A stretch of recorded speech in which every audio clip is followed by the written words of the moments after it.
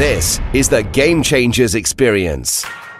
Deep dive conversations with leading business disruptors, Olympic athletes, celebrities, entrepreneurs, and influencers from around the world. This show will teach you insights about the winning principles in mindset, productivity, marketing, branding, entrepreneurship, business strategy, and more. Hosted by Productivity Authority, business strategist, former elite athlete, author, and public speaker, Adam Strong. Hello, everybody, and welcome to the Game Changers Experience. I am super pumped and excited because we have an amazing guest here on the show this week. His name is Alec Stern. Alec is essentially what they call America's startup success expert. And let me tell you a little bit about Alec, because Alec actually was one of the founding members for the company called Constant Contact. Now, for you, some of you listeners, you probably use Constant Contact. I know that I did back in the early days of when I got into entrepreneurship, but I'm going to be talking to him a little bit about how he went from startup to IPO to essentially being acquired. I believe it was $1.1 billion, which was amazing. And it's also been featured on various magazines such as Influence Magazine, and Success Profiles magazine, which is amazing. And I know the chap that runs that magazine is a fantastic guy as well, Brian. And also has also been awarded the Visionary Award or Double Visionary Award for 2020. So, by the way, just want to start off, Alex, by saying congratulations on all your achievements. Wow, Adam, so thank you so much. I really appreciate the kind words and the intro and the opportunity to speak with you. Awesome. So I want to kind of jump into this because I've got some fascinating questions I want to ask you, and it's really interesting. But, 18 years ago is when you were part of a small team. There was you and two others, I believe, as part of the founding kind of Constant Contact thing, which kind of reminds me a bit like kind of when when Zuckerberg built Facebook, and you built it in an attic and he built it in, the university and things like. It's kind of a similar story, right? It's really fascinating. But I wanted to ask you, my first question is all around when did you first discover the importance of email marketing and a system, back, because 18 years ago is a long time ago, wasn't it? And I'd love to find out how you found that discovery out. Yeah, so we're 20 plus years because back to the founding. If we take into consideration the acquisition of almost 4 years ago, right? And so back then, at that time, there were enterprise tools that were being used by Amazon and others for their sort of one-to-one personalization. Some of their kind of email marketing was just kicking in, and there was they had resources, and staff and help. They had agencies, and ad agencies and others helping them, and so the bigger companies had a solution. Myself and Randy and Margaret, the original sort of three, we all previously had worked in helping small businesses in different ways, but there was nothing out on the front end in terms of marketing. So when you go down Main Street anywhere in the world, there weren't really sort of these self-service, easy-to-use tools for small business. Mm-hmm. At the time, SaaS did not exist, if you can imagine, dating ourselves here. And so there just wasn't those solutions. And so we really set out initially to say, how do we level the playing field for small businesses against those big competitors? And so email marketing was that, kind of the first sort of foray into that. And of course, a suite of products and services were made available over time. Mm-hmm. But it was really to provide them that opportunity to level that playing field. That's interesting. I guess you kind of saw the opportunity, saw what the big companies had that the little guys didn't have, kind of effectively, right? Correct. Interesting. So, you were in that company for, I think you said 18 years, right? I mean, there must have been a lot of growing pains as such, but in terms of like the very beginning, right? I mean, where did it start? Did it start with a beta product? Did you start by doing research? I mean, what was the initial process behind that? Sure.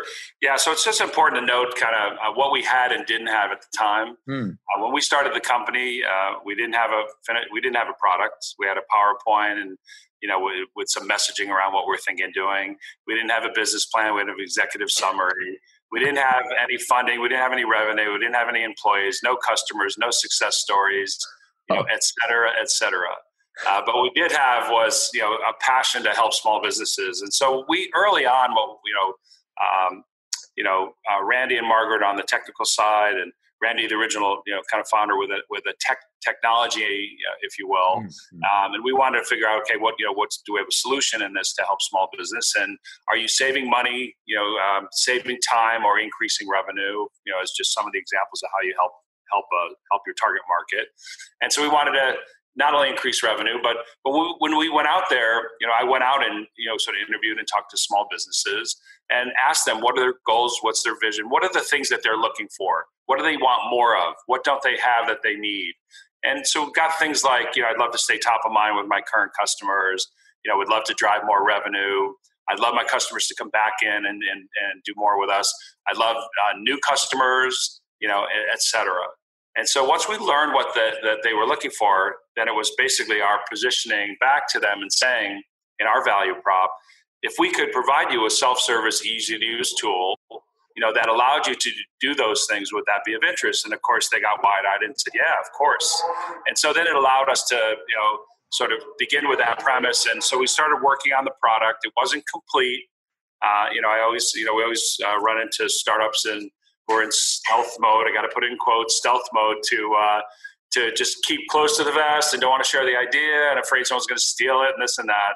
But we had to go out and we had to talk to some of those small businesses, learn what they were interested in. Of course, then position the value prop of what we were going to provide them. A self-service, easy-to-use tool that was reasonably priced that allowed them to just do the three things that they had to worry about. What do they want to say? Who do they want to say it to, and when do they want to send it? And the rest would be taken care of. They didn't have to worry about HTML and graphics and the cut like they could drop in things, colors and graphics and so on, but not have to worry about the technology or anything. It was all sort of under the covers. And so when we went out and we showed them what we were working on and we were doing, they were excited. So as we started to build out sort of the beginnings of the offering, then it was a question of go and get it in the hands of customers. And so, like I always tell startups and small businesses, don't go to people don't go to family, don't go to people you've done business with before, go to total strangers to get brutal, honest feedback. So got 4 folks to take the product kind of early on, and we got our brutal, honest feedback when they found bugs or it broke or there were features that they really wanted. And that was great. That was just helping us frame exactly what we needed, hearing it directly from our target market. And so we were able to continue sort of working on it and bringing out the product, to that initial sort of group of our target market. How did you fund the project? Was it on like a shoestring based project, or did you go to the bank? I mean, how did that work? Well, we all didn't take salaries, and we were sort of self-funded, if you will, and in creative ways to get the things we needed. We were scrappy, like you need to be, and I just remember we needed monitors and computers for the engineers. That we were bringing in some interns and some other folks, and I just tapped somebody who was a large distributor at the time for those systems that we needed. And I just said, hey, do you have any, scrap or kind of used things that we could borrow? And so next thing you know, we got 10 new systems showed up on the doorstep. And I'm like, is this a mistake? Like, I thought we'd just get something that you didn't need anymore. You're ready to sunset it and want to just borrow it, He said, no, he said, I called, we do a lot of business with them. I called the vendor and we shipped you some new stuff. And so in the end, just to finish that story, he wrote it off and let us keep it. But we were lucky. We went around and tapped, into our network to find ways to solve some of the problems that existed to get going. Like we had to be scrappy and weren't funding ourselves, and that which was its own challenges when you kind of I've been involved with 8 startups, either founding team or co-founding. Constant Contact's the one that most knew.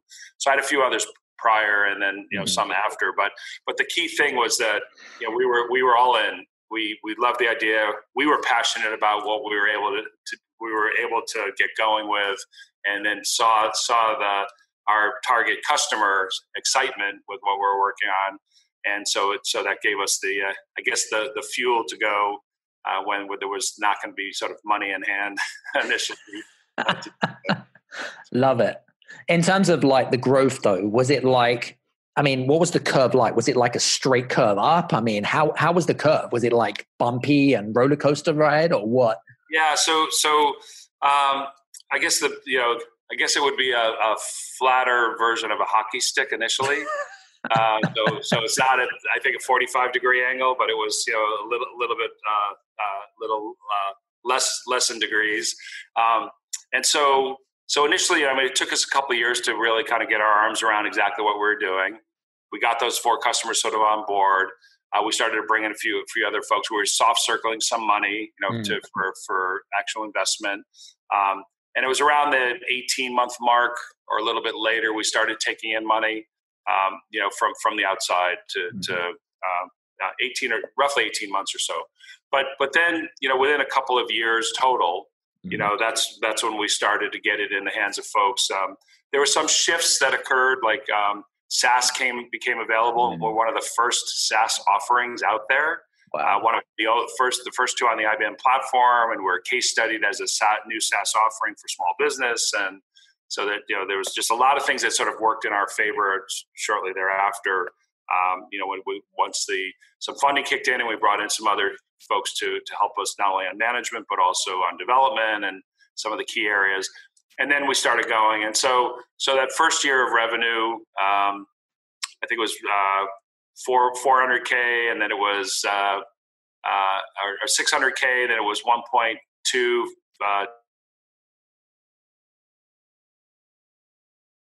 4.8, roughly doubling kind of annually, and then it started to kind of grow from there.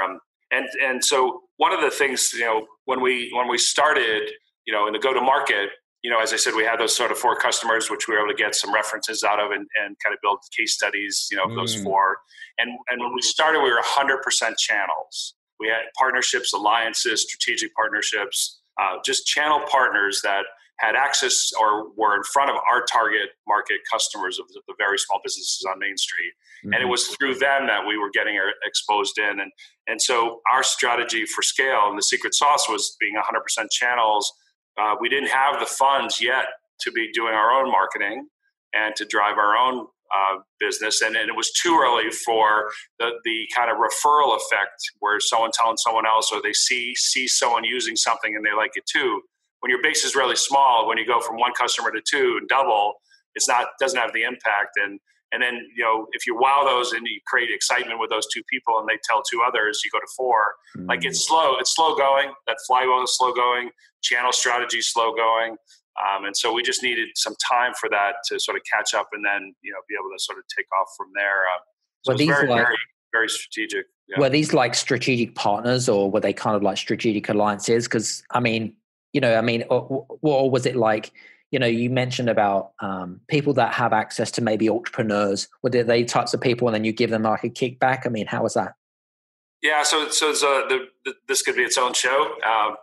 It's because just my background in several of the companies prior where we had success, the channel strategy was the answer for scale. It was here as well. So this is. I don't want to just keep it just solely about Constant Contact, because this has been proven and tested through multiple successful companies where there's been other IPOs and acquisitions as well. But the key thing in the channel strategy was where is your target market hanging out? We heard early on that no one sells to small business, no one's walking down Main Street. The answer is not hire another 100 salespeople. And so channels allowed us to get in front of our target market.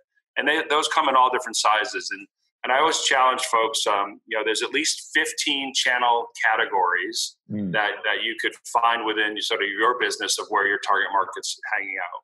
The one we all share is association and member organizations. So everything that you're doing in product or service, there's the association of the member organization of local, regional, national, international. They're also meeting up with networking and other things. And if you can get out there and get in front of them and share best practices and some thought leadership and show them how the target market could succeed at growing their business, they're all ears. And they'll get you in front of the target market. So that's just one of like 15 categories, but there are big ones and small ones, and there's local, and there's trusted resources that walk into your target market every day and help them with things. In case of small businesses, it's marketing consultants, marketing agencies, small business consultants, web developers, PR and communication firms, etc. There's a whole slew of ones that are in there and can influence a small business around decisions they make to advance the business with things like marketing. And so initially, to the point that you raised earlier, we were new in the space. We were new to a small business. We were in the 15% of new companies that, like Uber and Facebook and Airbnb and so on, that are different, unique, hadn't seen before, versus 85% of the businesses out there are just so creating something. It's already there, but they're executing it better or tweaked it to be a better product or service. And so when you're brand new, your first thing you're doing in marketing, when you are able to do your own marketing, so when we had the funds to do so, is you have to do category awareness, teach them about email marketing, self-service email marketing. People challenged that and said, well, hey, they have an inbox. Everyone has an email account. What do they need this for? And there was a lot of differences, as we all know, using a formal tool for email marketing versus your inbox, and which is, again, another longer story. The key thing is that getting to that target market to understand the category. We ran the risk of competitors, riding on our coattails and getting some of the marketing leverage of that. But once we did category awareness, then we moved to brand awareness, and we're able to promote Constant Contact specifically in that case. And I've also seen it in some of the other ones that I was working on as well. Nice. Very cool. So, I mean, you've had pretty good steady growth. Just would you say that, because I noticed that with a lot of companies, especially with startup companies, is when they have got something like a great product, I mean, you're talking like about a great product, whether it be technology or whatever it might be, is that they go through these cycles of very fast growth.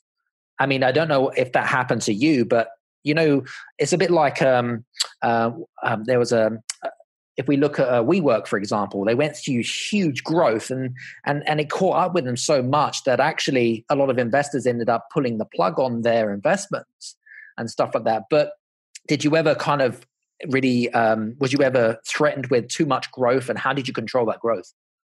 Yeah, I mean, there were some, fast growth brings several challenges, and some are, you get ahead on the expense before you're going to see the revenue.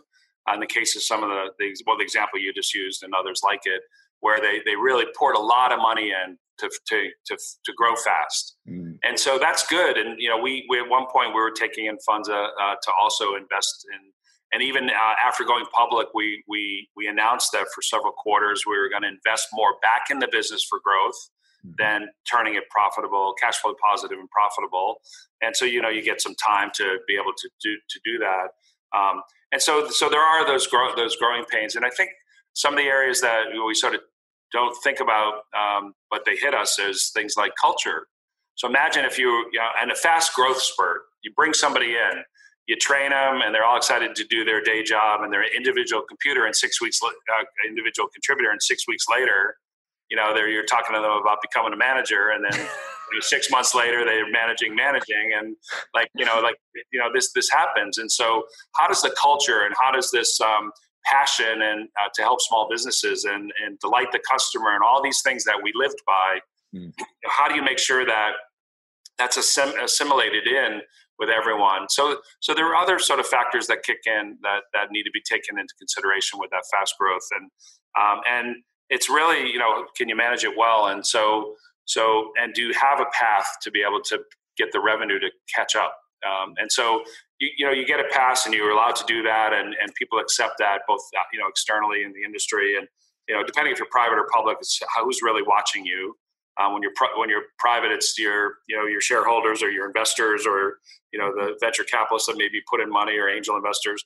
And when you're public, then it's, obviously shareholders and the analysts in the industry and folks that are managing and watching those. So, you have to live into that, and be able to catch up and show that you're in fact going to, there will be that turning point of where revenue will exceed, sort of that expense, and you will go cash flow positive and profitable and so on. So fantastic. I was going to say to you actually, because I know that a lot of our listeners who are entrepreneurs and business owners, and I respect that everyone's on their all different paths and different journeys and things like that. But preparing a company for an IPO, I mean, tell us about that. What was the preparations behind that? Because that must have been a headache, and that must have taken things to a whole new level. Yeah. So and this part of the story, I would say that in a lot of instances, and in mine in particular, we learned to stay in our lane, right? So we brought in a great management team. We brought an amazing CEO early in the cycle when we were first raising our initial funds. We brought Gail Goodman in, who became our CEO and stayed right through IPO and right through acquisition. And so we had an amazing management team. We had the right folks on the finance side of this, CFO and so forth, where we were putting in a lot of the rigor around systems and reportability and there's different standards here in the States that you have to adhere to, and we were doing all of that prior to the idea of going public. So the event of going public to us didn't mean, oh my God, drop everything and change all systems and fix this and do that. We were smart about having the right people around us to get a lot of those lined up. So there wasn't a big change. There were some changes, obviously, and the biggest thing when you're at that point, you have to be managing expense and revenue equally. Like a lot of times we're just we'll just spend, and we'll grow that revenue. Eventually, you're on the hook to manage metrics more gives more rigor than you would for private. So there was a lot of things that we had that had to be in place and continue once you do go public. Then the public eye is on you, and now you have shareholders out there, and you're responsible to perform. So we had a great team that really worked through all of that, and I got to stay the course on creating new pockets of opportunity and working on all the things that. So I was sort of an entrepreneur, if you will, entrepreneur inside, just kind of finding new things to just keep expanding on areas to grow the business. Fantastic. Just out of curiosity, I know that some of the mistakes that I see with a lot of business owners and entrepreneurs is exit strategy. How important is it to have an exit strategy? Do you need one? And is it important to have one at the beginning? Yeah. So when you say making mistakes in terms of exit strategy, then that means that they had one and it didn't work. Right. So I would just say to somebody, you have to have your 3-year, your 5-year vision, and what's your ultimate goal, and more importantly, your intentions, because intentions are actions, and goals, they're sort of sitting out there. It's just really important to be able to have a line of sight to what you're focused on and where you want to go and what you want to achieve. And you got to step back and say, what are we doing today? And all day, what are we doing to get us there? And celebrate the things that you're doing today that are moving you closer to achieving that. And I think what happens is, I talk to a lot of startups, and they're just getting going, and they're saying things like, well, I envision that, 5 years we'll sell, and we're going to sell for X, and it, without, and how many clients do you have? Well, we're just in beta now, and we're going to be releasing soon. And so I love the vision, but how are you going to get there? How are you going to scale? How are you going to do these things? And I think, back to the mistakes, I guess the mistakes that get made for where maybe that exit doesn't occur are all in control of any startup. And if you're methodical about your all the things that you're doing and things are driving you toward that goal, you're going to hit it. And if not, you won't. And so a lot of things kick in that are stuck points and blockers for why a startup doesn't go forward or doesn't maybe hit that goal. There's just so many places of where there could be points of failure that are completely in control of that startup. Yeah, I think industry standards tell me that, and I think that this is the same in the United States as well, and in Europe, by the way, is that 80% of businesses fail within the first 3 years, which is a shocking statistic, by the way. But I mean, just out of your from your opinion, why do you think that the stats are so high? What is it that people do wrong when they start up a business? Yeah, and so a lot of those are new registered businesses. So I think there's a difference between someone who's a solopreneur or maybe wants to open up, a business for someone who's starting, let's say a startup with the intentions of an exit, right? So a lot of people are starting businesses to have them be family run or to provide for the family, and so there's all kinds of things that we could say as to why they may fail. And a lot of times it's decisions made, it's what directions that they're taking, it's running out of money. So when there's lulls in a business or there's other market conditions like we experience today that are kind of working and putting pressure on that business, then it sometimes does take money to continue to market. But more importantly, just staying in touch with and engaging with your current customers because they're your best prospect. They're going to tell others and do things. And so I've been coaching a lot during the market conditions of what's happening today about, what are you doing to engage with and wow your customers today? And like we're kind of in a situation now where everyone says, well, we got to think outside the box. And my answer is that box is gone. Like what it's going to look like going forward. It could be a cylinder. It could be anything. I don't know what it is. And whatever it is, we got to figure out how to get in it and how to think outside it. Like we don't know what that is, but now's the opportunity for everyone to be working on the business, not in the business. Yeah. So the strategic part of it. And I think we get caught up in the day-to-day. So a lot of times it's just like, okay, we're on the hamster wheel working day to day and the business is going okay. And it's just moving along. And you might be on a plateau and not really seeing a bigger picture or something adjacent to what you're doing that might move you to the next plateau or further to get you toward that goal of success where you're driving enough revenue to have some profitability and then be able to have freedom to do more things with the business because you have that revenue. Now, if you actually go and start a new business, and you want to be an entrepreneur who's going to take something forward with a plan to have some sort of an exit, you might have a different strategy and kind of starting up and the things you need to focus on. But I would just say in that category versus say like retail business and some other small business centric, your landscaper and plumber and electrician and, majority of the businesses are ones that are starting to do other services versus starting a new company as an entrepreneur to grow create a new product or a new software service or a new SaaS application or whatever that may be, or a new widget, build a new product for consumers. All of those things are a little bit different.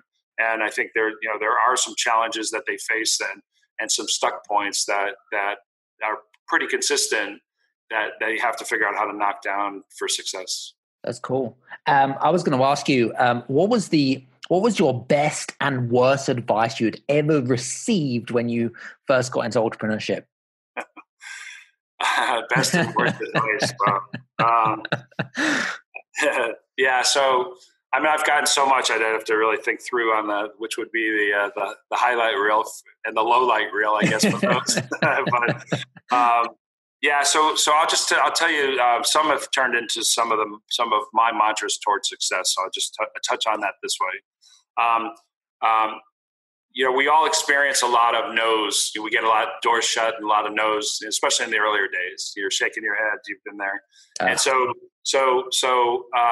imagine we're building a brand new category, something new for small businesses. We're going out and we're talking to, advisors, mentors, potential investors, some customers.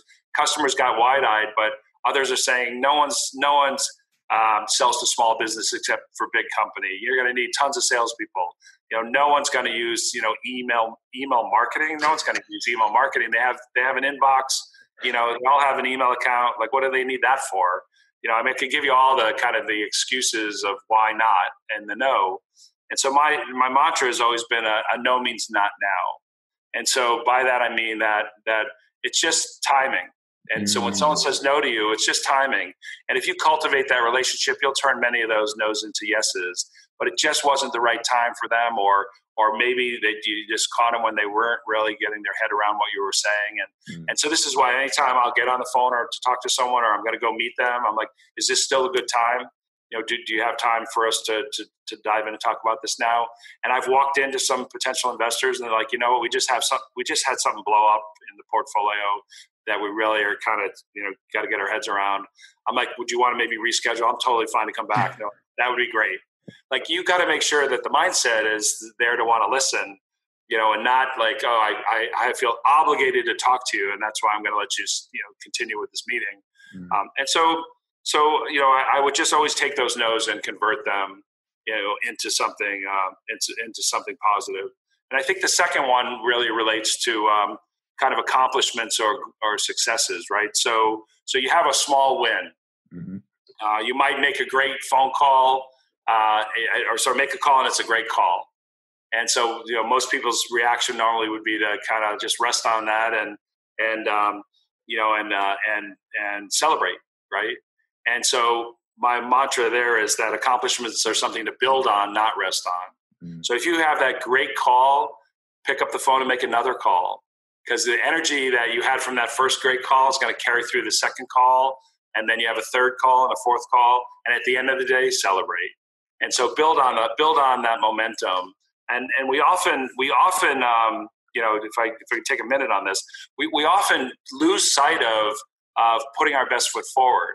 So sort of the third thing wrapped around what I just said is look big, act big, become big. And then another mantra of mine. And this is around perception.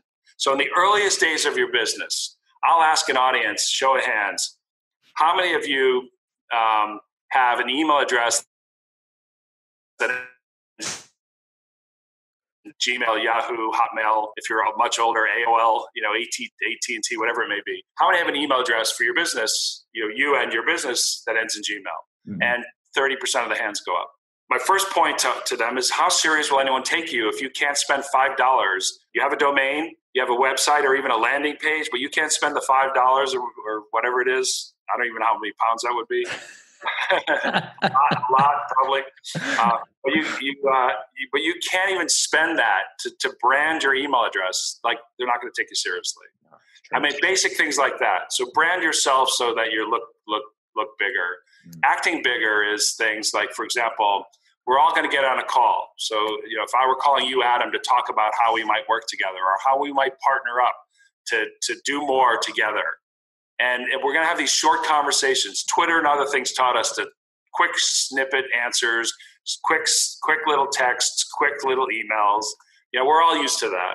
But you need to put your best foot forward. You need to look big, right? This is about your branding you and the business.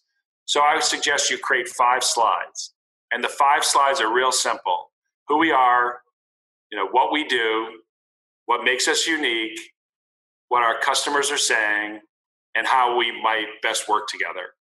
5 quick slides. It's branded. It looks good.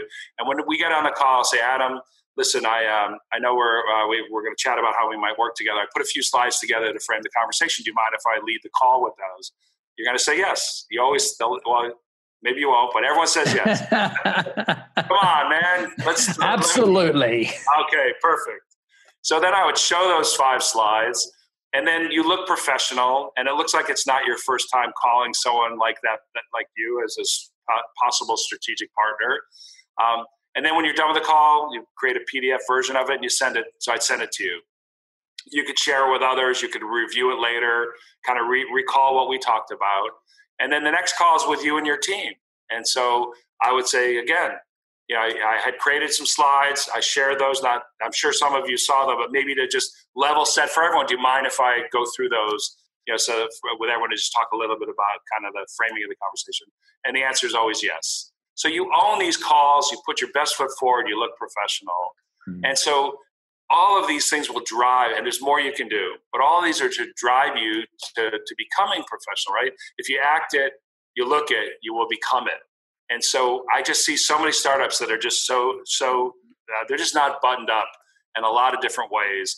And so, even just down to presentation, like, maybe put on a t-shirt that doesn't have a lot of holes in it. Maybe put on jeans that, I know the fancy jeans have pay for the rips. Maybe think about just changing the look just a little bit, and so again, it's all perception. Like these, I've had so many when starting a business. When we had 3 in an attic, we went to our first trade show. We worked it. We had branded shirts. We looked great. We ended up getting the best of show. We worked it. They had the name of all the judges on the website. I sought them out in the aisles, chatted with them, said, hey, by the way, I don't know if you had a chance to come over and see Constant Contact, come on over, and worked it. And we got best of show and got a certificate, for it. And so again, it's just, and everyone's like, God, you guys look big. You guys are big, huh? You look so real. I'm like, we're bigger than life. Me, myself, and I, bigger than life. So those are just a couple related to what you had asked. That's fantastic. What I was going to say, I want to ask you one final question because I know we're conscious of time, but I know that there's a lot of entrepreneurs, business owners, and even startup companies that are thinking, hey, so I need to go and get funding for either an angel investor, a venture capitalist, or an investor. What's the best way to approach these people? Sure. Yeah. So I just actually on my website, I have a blog post on this very topic. Great question. And I wrote this in time for the question. So great minds. So it's really about finding the right investment, smart investment. And so mistakes are made left and right. So the minute someone hears that someone's an investor, and this happens to me all the time because I'm a limited partner in G20 Ventures here in Boston doing tech investments. I'm also an angel investor and I've done several things, and also created an innovation think tank where we've co-founded 3 companies that we've spun out on our own. And so I'm in the mix in all of it, wearing all the different hats. And so someone will say, blah, blah, blah, investor. Oh, let me tell you my idea. Mind if I pitch you my idea? They just start pitch. And so the first thing is know your audience. Like you need to understand, like, yes, I'm an angel investor, but what areas do you focus in on? And, can I help you, maybe I can find some other businesses, or I might know some businesses that you might be interested in possibly investing in. And if there's alignment, then you say, I happen to be in the space that you're playing in. I would love to tell you about my idea when convenient. And so they may say right on the spot, kind of give me the elevator pitch, or love to, let's exchange cards. Because, if you're at a networking event, someone wants to lock in, like, okay, you're an investor. I'm going to hold you right here until I get the answers I want. We're going nowhere. You're not going anywhere, right? And it's like you got to be respectful and know your audience and know kind of where they are in this process. And so it's really important to know the audience. The second thing is that if you're doing your research, go find firms that have invested in businesses complementary to what you do. You may see something that they've done something competitively. And if it's a long time ago, there may be still a fit, but otherwise they may say, look, we're going to bow out just because we're working on something competitive. Sometimes you don't learn of that until you're in there. If you really get into the sweet spot of who you should be talking to. So go do your research, go look at the partners, go look at the companies they've invested in, and then find a warm lead into the partner within the firm who sits on the boards of the companies they've invested in. So there might be 5 partners in the firm, and one is focused in the exact area that's complementary to what you're doing. You need an intro to that person. And if you go into your network and LinkedIn and other things, within 2 degrees, you're going to find somebody who knows that partner. And instead of coming into the firm, sending an email on their website and have some analyst or somebody look at what you're doing and say, sure, why don't you come and you meet with the analyst, and the analyst brings it to a junior partner, to a partner, you could save yourself a lot, because ultimately you need a partner to sponsor, the idea to bring it to the partner meeting to say, this is one we should look at further, or we should potentially invest in. So you want to find the right people. And the last thing is you really need to understand where they are in their cycle. Are they in a ready to write a check cycle? Are they at the tail end of their fund? And all the money that's still left in the fund goes to the past ones they've invested in. So it's follow-on money. Are they in the middle of raising the next fund? And when will they be open to start, taking ideas to want to invest? And so some will say, I want to meet you now. Like, well, let's get if we can strike up the relationship, but we're not willing to invest for the next 6 months or a year because of where they are in the cycle. So if you both know that, you're going to have that meeting. But we walk in blind, and usually we're talking to someone who doesn't invest in anything like we have. And so they're courteous for a little bit. If you were a warm lead in, they may scratch their head and say, why are you here if you know what I do and it doesn't match what you're doing? A little confusion here. So once you've qualified all of that, and so this is a little bit of a longer answer, but it's really important, because once you qualify all that, the thing that you avoid is, say, anyone who's an investor wants to invest in me. Mm-hmm. What happens is you go to several people and you get no. Then you get to the one who ultimately is perfect and says, have you talked to others? You said, I've talked to these 6 firms. And like, anyone interested in investing? No. Then a red flag goes up, and the red flag went up for the wrong reasons. Now that all that said, you can go to people that are possibly not even in the sweet spot. If you have a warm relationship into somebody, then ask, would you take a meeting to just hear our pitch? I'm not here to look to raise money, but I would love your feedback. And so I've used several venture folks who are really senior and are great, where I could go in and get their feedback. And the result of that is like, I can think of a couple people this might be interesting to hear. Do you mind if I connect you to a few other people? I'm like, of course, I would love that. So you could use that to your advantage, but it also means you didn't pitch them and get a no. You pitched for feedback, and that's a little bit different, and you can get some great feedback. And in fact, last point, one company that I was going to raise funds for, I went to pitch someone to get feedback. I didn't want their money. I just really wanted their advice. And in the end, they invested. Which I never would have expected. But they wanted to stay close to me.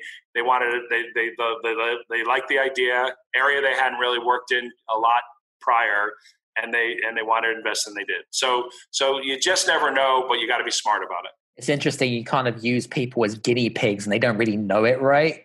And it's like, hey, yeah, I'll invest in you, not knowing that actually that was the intention anyway. Well, no, but in that case, I truly was looking for feedback. I didn't want their money because I didn't see that they invested in stuff like what we were doing. Right. And I really did truly want someone to give us some feedback on the pitch and our executive summary and the basic things we had. And it wasn't with the intention of getting the money. And they loved what we were doing and said, yeah, we want to invest. And so it was shocking and surprising in a good way. But I would have taken that feedback, and then they, potentially have gotten intros into others, or it would have at least given us some rounds of feeling comfortable pitching in front of a VC, if you will, and get that feedback to get ready for the ones that will potentially invest. Yeah. Awesome. Listen, this has been a fun, great conversation, man. And we could talk for hours, right? Let's do it. Go time. Come on. It's go time, man. Trust me. Guys, listen, I hope that you have been enjoying mine and Alec's conversations around startups and things like that. Personally, I think there's some amazing insights and tips that you guys are going to get. It doesn't matter where you are in the journey, because I think that actually a lot of the things that he's teaching right now is that it can be applied in a lot of. Wouldn't you agree? Yeah. These things are sometimes it's a step back if you're already kind of underway to just say, are we really doing blocking and tackling and do a lot of the basics? And for somebody new, these are things to think about. We kind of covered a little bit of ground around the areas of just getting out there, getting in front of early customers, getting feedback, and then honing your idea to what someone wants, and then your messaging when everything follows, the go-to-market strategy. We touched on several things that can really make an impact, and again, getting out of stealth mode and sharing your ideas. So, yep, there's a lot of it. Love it. So guys, listen, I hope that you've enjoyed our conversations on the Game Changers experience. If you would like to connect with Alec, by the way, on social media, what is your best social media channel, by the way? Well, so just being in digital marketing, I've played in all of them, beta tested all of them.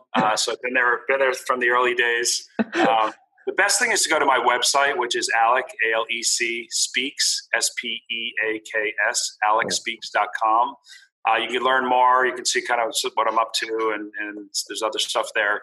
And all my social links are there for, depending on what their channel of social channel of choice is. They'll find many. Awesome. So I hope that you've enjoyed our conversations, and make sure that you listen into the next amazing episode of the Game Changers Experience. We'll see you soon. Take care. Have a fantastic day. Bye-bye. Hey, you guys, I just want to say thank you so much for listening in to this episode of the Game Changers Experience. I hope that you got some amazing value, some great insights, and golden nuggets that you can implement into your business straight away. I would really, really appreciate it if you could leave a 5-star review on the button below. Have a fantastic day, and we'll see you on the next episode. Take care.